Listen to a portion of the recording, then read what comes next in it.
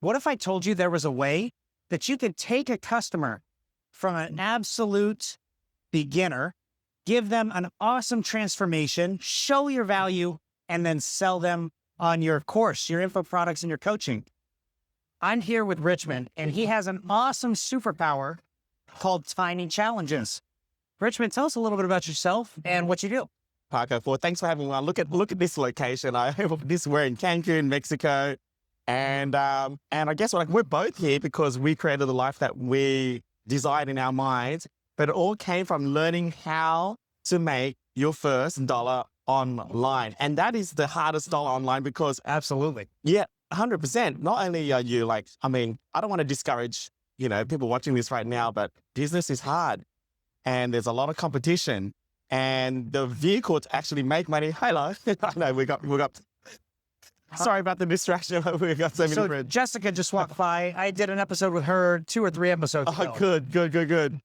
And so with the external difficulties, you don't want anything to make it even harder because then there's a vehicle to kind of make money online. Which vehicle do you use? Do you use e-com? Do you use coaching? And if you're using coaching, do you use webinars? Do you use challenges? Do you use podcasts? Do you use YouTube?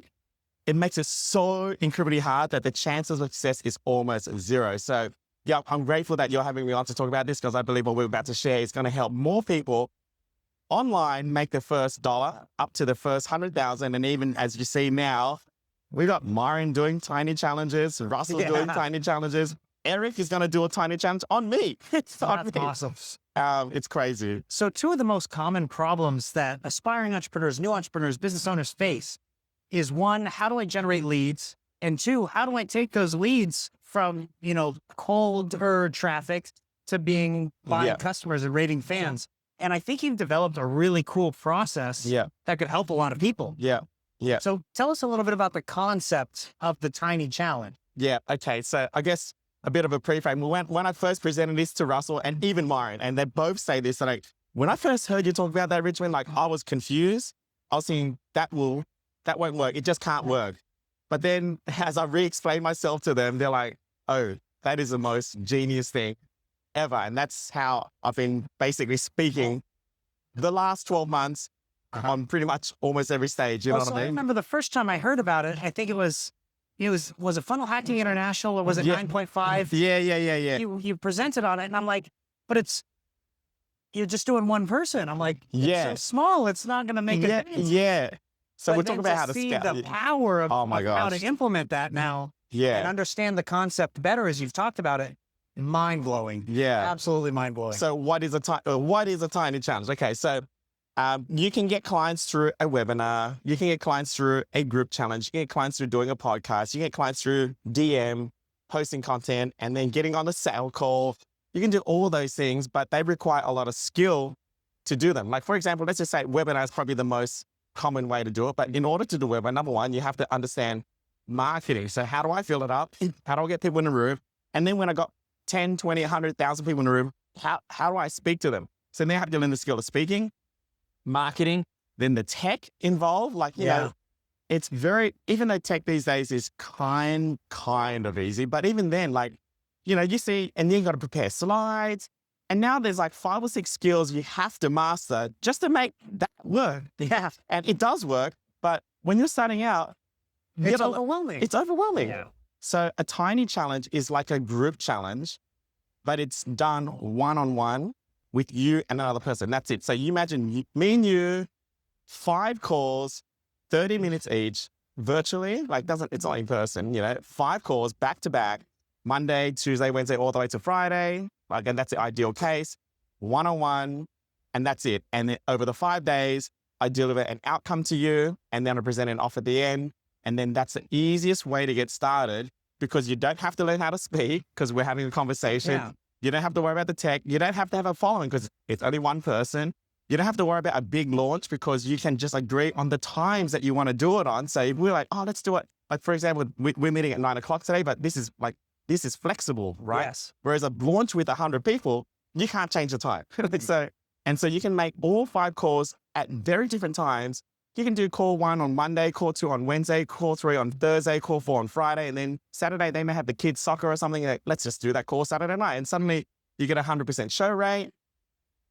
it's like the easiest way to get started, and it allows you to refine your niche, your messaging, your offer, and the reciprocity is huge, and the close rate is massive. Like, can you imagine if you did, say, 10 of them, and you can do 10 in a month, like that's only about 2 a week. Like, it's very easy to do 2 a week because it's only an hour. Yeah, exactly.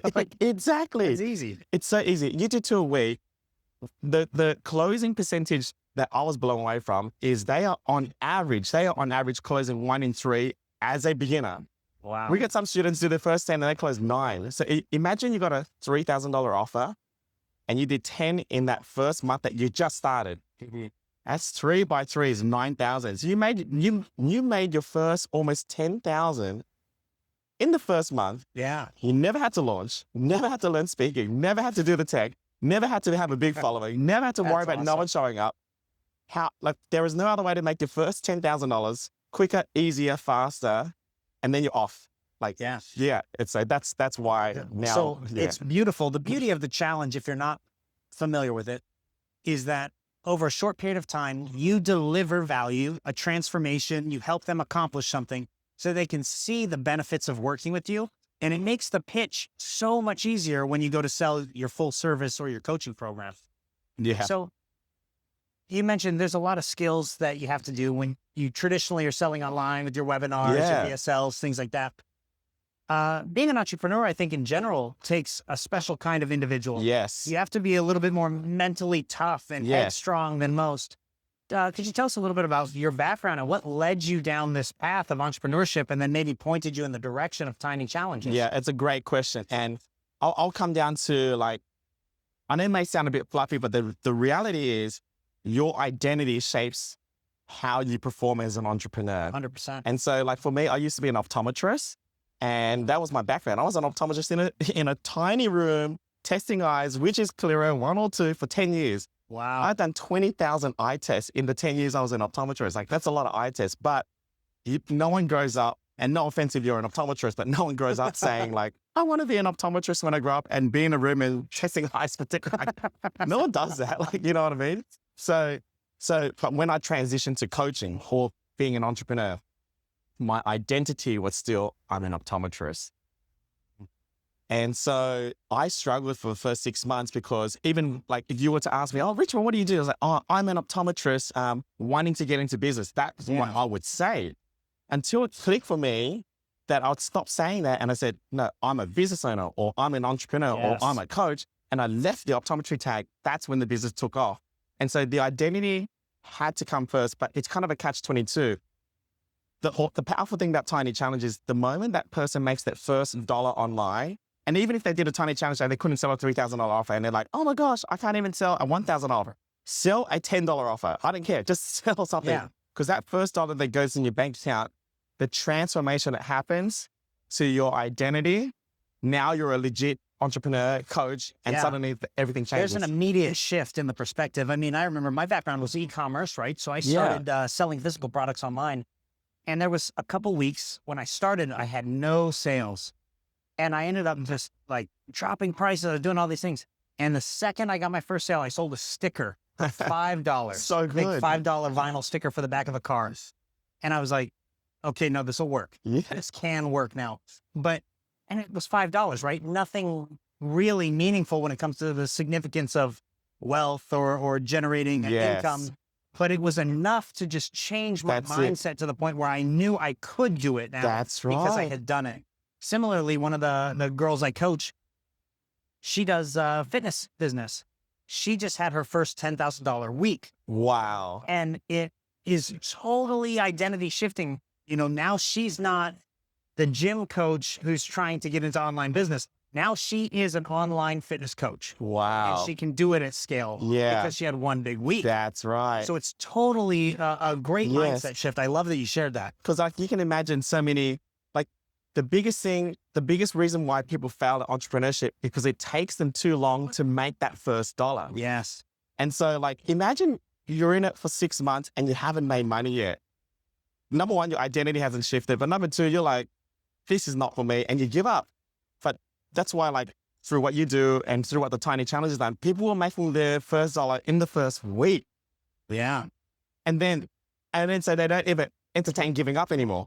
because it's like that taste, you know, it's like, oh my gosh, it's working. And now I'm a legit paid coach, and then they're off. And so it's going to allow more coaches to stay in the game for longer because they made their money faster. Okay, so I have a question for you.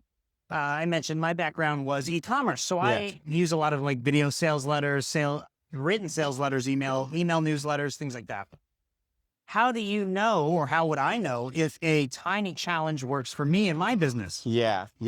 This is a great question. So I'm biased. You know, everybody, they think their kids are the most beautiful kids on the planet. Yeah. But someone else may look at your kids and say, oh, So I'm biased with Tiny Challenge. I believe it works for anyone in any niche at any level. And that's what also surprised me. Like, I didn't think Russell would do a tiny challenge, and he did too. I didn't think Myron would do a tiny challenge, and he made 700,000 from it. Wow. Now Eric is going to do one, and then like Pedro's all behind challenges, and then obviously we've seen all the beginners too, and across niches too. So I got a guy named Ricky Carew.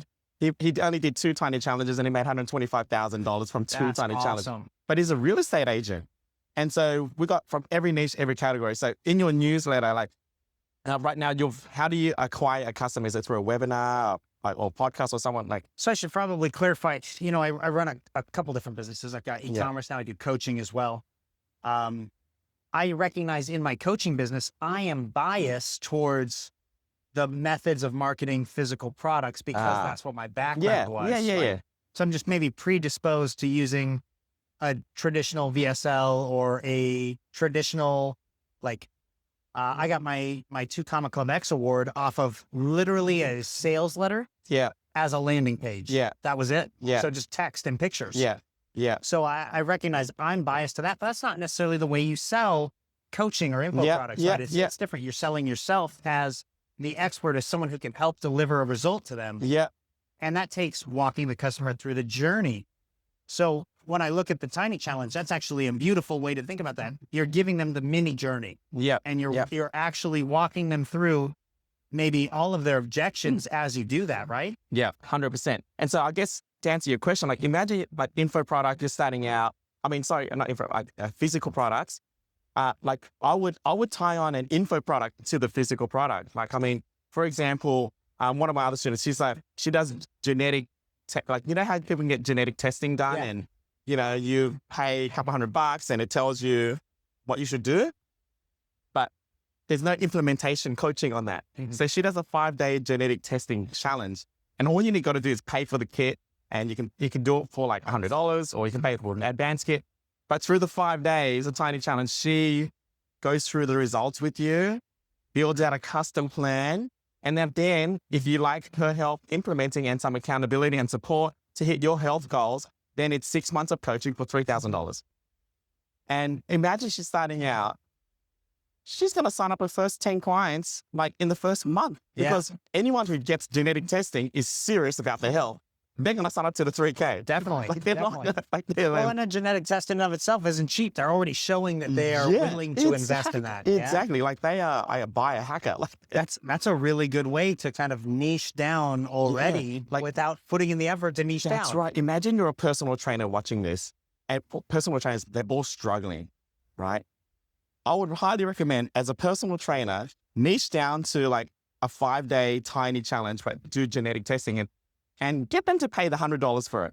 And you coach them for 5 days and then build a custom plan for them based on their biomarkers. You're going to crush it. Holy smokes. That's really good. And you're just starting out, and you didn't have to have a big social media following, because just one person a week. And that will crush. No one's doing it. Well, no one's doing that. Yeah. Wow, that's awesome. The tiny challenge itself, gold. Yeah, gold. I have to implement it.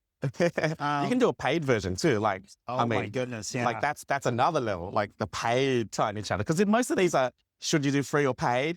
And when you start, like, it's like people are, I should do a paid. Like, what for? Like, you don't do a paid webinar. Your VSL's not paid. Your group challenge is not paid. Why would you want to do a paid tiny, like you're starting out? So, well, the beauty is you think about, if you were to do, like Russell, he recommends the weekly webinar. And if you did the weekly webinar, you'll never be bored. Yeah.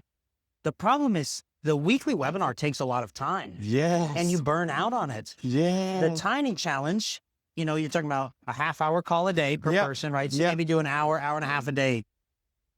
But it's different every day. Yes. And you're working with different people, so the Yep. conversation's a little Yep. bit different. So Yep. it always stays new. You meet your need of variety. Yeah, in a sense. for sure, for sure. And like I'm not saying webinars don't work. Like, I mean, you know, They work. but you have to know if your messaging is off, it's not going to fill out. Yeah. If your offer's off, it's not going to convert. And so how do you get clear in your message and your offer? Tiny challenge. Like, you know, I love the beauty of the tiny challenge too there, because you have the option then, if something's not working for a specific client, yeah, you can tailor it Yeah. to them on the spot. yes, It's not like you can change your webinar if you've got 2 or 3 people that aren't getting the achieved results, yes, right? But you can change the tiny challenge call to call. yes. And that's what I've done probably almost every time. So the last tiny challenge, like I'm still running tiny challenge, but it's a paid version. And so I thought in my mind, yeah, I'm probably going to offer this person like $100,000 offer, but I had no idea on what it would be until the third call. I'm like, I know what's going to be in this $100,000 offer because I heard everything. Like, Yeah. they told me what I should sell to them. You know what I mean? Like, That's awesome. and then I Oh my presented it, goodness. and she said, "Oh my gosh, that's exactly what I need. I'm in." And yeah, it's exactly. You told me what you do. yeah. Oh my gosh. And luckily, I was willing to do it. Like, you know, and yeah, I mean, I think most people are willing to do anything for $100,000 offer. Like, yeah. So if you didn't just pick up on that, Richmond's talking to these people and they're telling him what they need from his offer so that he can tailor the offer to them. That's something I've been really big on. I've talked about in other episodes is I don't just launch products. I let the customers tell me what they need or want to accompany our existing line of products. Yeah. For example, my biggest company makes flagpoles. And customers reach out and they ask for, hey, does your flagpole have a yard arm? And when I didn't manufacture yard arms, I said, oh, I'll start manufacturing yard arms now to add to the flagpole. When they asked for flash collars, the decorative base around the bottom, I said, oh, now I need to go manufacture those. People are asking for them. But let your customers ask you or tell you, seek that feedback. And the tiny challenge is a really good way to do that. Yes. I mean, the secret to business is find out what they want, go get it, go give it to them. Yeah, that's it. Find out what they want. Not what you want. What do they want? How can you get it to them? And just give it to them. Like, that's it. Definitely. So, okay, at the start of the episode, I said there's 2 problems that are really prevalent for entrepreneurs. One, it's where do you get leads? 2, how do you take those leads to paying customers? Yeah. And the tiny challenge is the bridge that takes them to the paying customer. But how do you recommend a new entrepreneur get leads? Yeah. Okay. This is great. Well, your first 10 clients or leads is always going to come from your immediate circle, your family and friends. Like, for example, if you were to open up a brand new steak restaurant and you're doing a grand opening, well, how are you going to fill up your steak restaurant? Well, at the grand opening, you're inviting all your friends and your family. That's the first thing, because it may be your ideal client, or they would definitely know steak eaters. And so people kind of discount that. It's like, oh, like I can't let my family and friends know that I'm going to do this because they're scared of failing, scared of judgment. But that's your first 10 very easily. And so that's how I started. I mean, I didn't do Tiny Challenge when I started because I did this 8 years ago. I just developed the framework because I had to figure out a smarter, easier way for someone to get started. And so my first 10 clients were from my family and friends. It was like legit. That's all I did. I just like, hey, I'm starting a coaching business. Do you know anyone that might need help? And these are the problems I solve. And they're like, actually, I want help with that. Or they say, I have a friend that wants help with that. So never discount your like close proximity circle. And then from there, the cool thing about Tiny Challenge is at the end of it, you ask for 2 things. Number 1, if you loved it, can I get a review? So then that allows you to get more clients. Number 2, if you really loved it, would it be okay if you could think of 2 people that would value the same experience in the last 5 days with this? And then you get 2 referrals. And so then from 1 Tiny Challenge, you get a review, you get 2 referrals, and you might get paid. That's awesome. That's awesome. Yeah. So I didn't think about this before you said it, just barely. Something that is crucial in my businesses is the reviews, right? Yes. We make sure that we have a really good customer experience, that our customer service is top notch, and we ask for reviews typically after we make a sale. Yeah. If you've had a good experience with us, would you mind leaving us a review? Here's the link. But the beauty of this is you get a review because they've now worked with you for 5 days without ever even having to make a sale. Yeah. So potentially, even if they don't purchase, maybe timing's not right, money, Yeah. whatever, you're still building your reviews and social proof. 100%. 100%. Oh, wow. If I can give you like the greatest hack, Please to do. get reviews 100% of the time, and you're always going to get the best one. So on core number 5 of your tiny challenge, we got the 5R framework, and the first R is the recap. And so I might say, if we're on day 5, and I might say, hey Parker, how's the last 5 days been for you? Do you mind sharing me what you found most useful, most valuable? And you will say, oh my gosh, this and this and this, like awesome. And I'll say, what else? Say, oh, I got this is cool. And then you may rattle things off for the 5 minutes or so, and I'll say, wow, hey, do you mind if I can use those last 5 minutes as a review?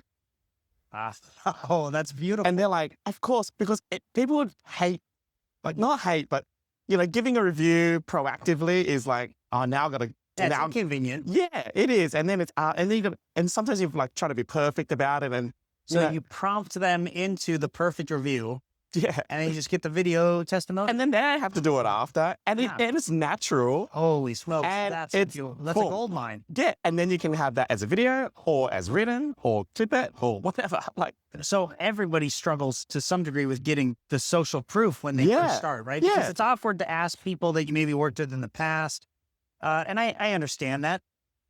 The beauty here is that as you're generating leads, as you're converting them, you're getting social proof on the go that lets you build your confidence and remarket. I mean, you know, there was 0 people that follow the framework that do not get a review out of it. Like the worst case is you got a review, and it's a great review because how was the last 5 days with you? Like, oh, it was amazing. What else? What else did you find valuable? Like this and this and this. You're amazing. Da da da. Cool. Can I use that as a review? Like, shit's game over. Like, yeah. That's a game changer for sure. Do that 10 times. You got 10 testimonials and you're off. Like, wow. And I'm just thinking too, the different areas that you can grab people from and bring them into your tiny challenge. Like one of the things that I do is Facebook groups. I get into Facebook groups because the beauty of the Facebook group is that it's already niched down into your interests, right? Provide value in those communities. Send those people into your tiny challenge. They become essentially raving fans through the 5-day process. They give you this 5-minute review, and then they still purchase from you. Yeah. Yes. That's a great way to do that. And especially going larger ticket, right? Totally. No tech. Didn't have to learn to speak. Didn't have to have 1 million followers. Didn't have to worry about a launch. What day should I launch it? On a Monday, 9 a.m., 10 a.m., 12 p.m.? Oh my gosh. So can I ask, I usually don't get so technical, but I think this is super interesting. Did you ever see or split test maybe a difference between the success rate of a 5-day challenge versus a 3-day challenge? This is a great question. Do 5 days. Like, yes, we've got students that are like, oh, I just want to do 3 days. And this is like, I'd rather do, like, let's just say you do, 7 3-day challenges, which is like 21 days, or you can do 4 5 days, which is like 20 days. So it's kind of the same. So is it better to do 4 5 days or 7 3 days? Same time. It is way better to do 4 5-day challenges.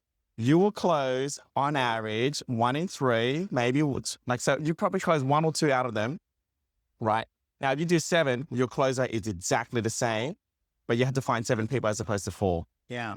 And it's harder. And the nurturing and the follow-up of the 7 will be harder to get them back because people give you their time before they give you their money. The more time they give you, the more money they're going to give you. So not only would you, we found the conversion rates are the same, but you can charge more on a 5-day and they're more likely to come back if they say no to buy more later because they gave you almost double the time that they did up front.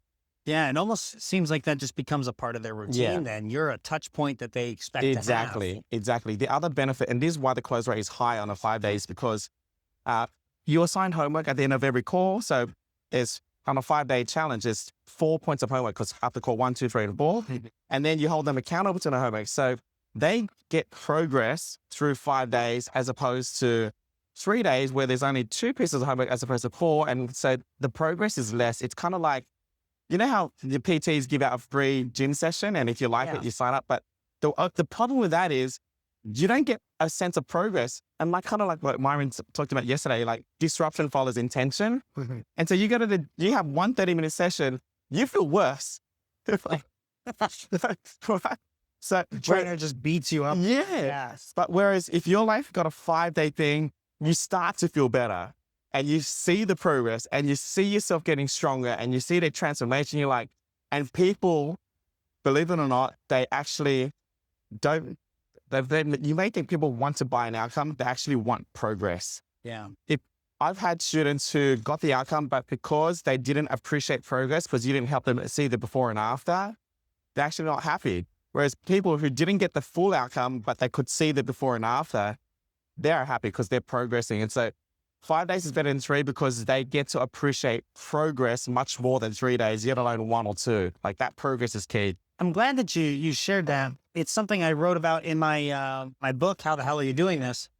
It's the fulfillment that comes from the progress, personal progress, business progress, but like the act of moving forward towards our goal is more fulfilling to me personally than me achieving the goal. Yeah. Because when I get to the goal, it's not the end of my progression. It's just I need to set another goal and keep progressing. Yes. So as long as I can see that I'm making the progress, I'm incentivized to keep going no matter what. 100%. Yeah. You're not discouraged and it just feels good. It feels good. Yeah. Yeah. Okay. I really like that. We kind of touched on tiny challenges a lot, but we didn't really cover, what's your business? Who are the kind of people that you coach? What type of outcomes do you help deliver? Tell us a little bit about that. We help the beginner entrepreneur, like beginner coach, expert, that kind of avatar there, go from zero, like no following, no experience, never coached before. They know that this is what they want to do and help them make their first 100K online, all through tiny challenges, without a social media following, without learning speaking, without learning tech, without anything. Oh And it's legit. Yeah. So tiny challenges also replace the coaching model then too. Yes. Oh, Like, wow. Because when you, like the first step right now, the first step for most coaches is like, oh, I'm going to go out there, do some pro bono, get some experience.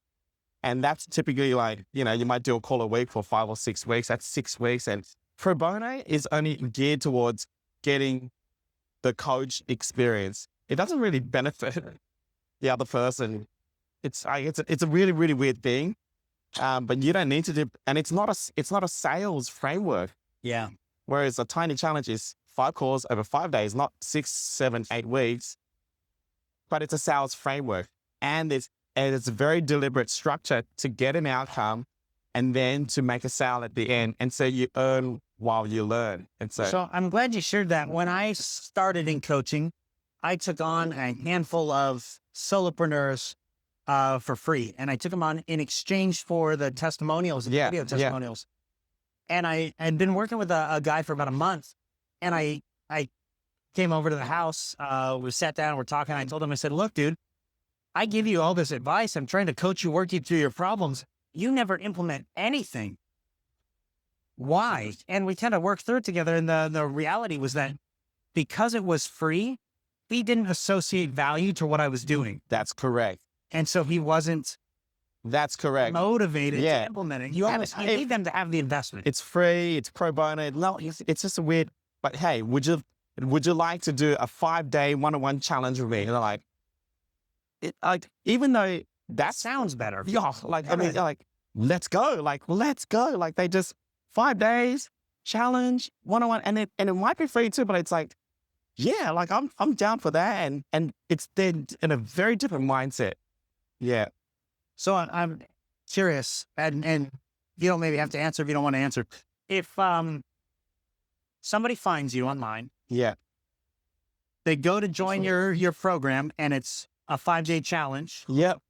And then on the back end, you teach them how to do the 5-day challenges themselves. I totally hear you. What you say? Yes. Dude, I actually really love that model because one, you've already demonstrated to them with their participation in your 5-day challenge that it works. Yep. They can't refute that it works because they bought it. Yep, exactly. It's like, people say, oh, well, Russell does a webinar to show you how to do a webinar. Like, I mean, why wouldn't you? Like, I mean, it's like. And you do what you do best. Yeah. That's the beauty of it. I did an episode with Tom Sullivan earlier. Tom Sylvester, my bad. he said, entrepreneurs have a zone of genius. Yeah. And there's a whole bunch of other stuff that we try to do that takes us out of that zone of genius. But what you've done is simplify your coaching and model to a point where you always operate in your zone of genius. Yes. Yeah. Beautiful. And the reason it's beautiful, we heard Ben Hardy speak earlier this week. Dr. Ben Hardy, he talked about the science of scaling. Yeah. I 10x'd my ecom business twice, back-to-back years. And what worked for me was the simplification. Yes. And staying to what we were good at. And what you've done with your tiny challenge model, then implementing it into your coaching, is you simplified down to what you are the best at. Yep. And you're blowing that up. Yeah. That's genius, man. Yeah. Yeah. And on that little genius, Albert Einstein has 5 levels of intellect. If we could do like, the first level is like smart, then intelligent, then I think it's like clever, smart, intelligent. Then genius is the 4th level, but the 5th level is what you just touched on, simplicity. Yes. Simple is the highest level of genius. It's higher than genius. And that's why the 10x is better than 2x. And that's why you scout, because then you're saying it's so simple, but that's the highest level of genius. Oh my gosh. Yeah. This has been a really good week for me. I mean, lots of transformational thought that I probably needed to have. And that's definitely one of them. Holy smokes. Simple is higher than genius. And you can look it up. Like, that's his 5 levels of intellect, and simple is on the very top. Like, it goes hand in hand with that, shared a quote from Elon Musk earlier in the week in the presentations. Yeah. That the downfall of a good engineer is simplifying something that shouldn't exist. Yes. Yeah. Just knock it out. As simple as it can be. Yes. Wow. Yeah. Okay, so I see here you brought a copy of your book. Yeah. Tell us about the book. It's a relatively new launch for you, right? It is. Like, this is only been out for 2 months. Like, very new.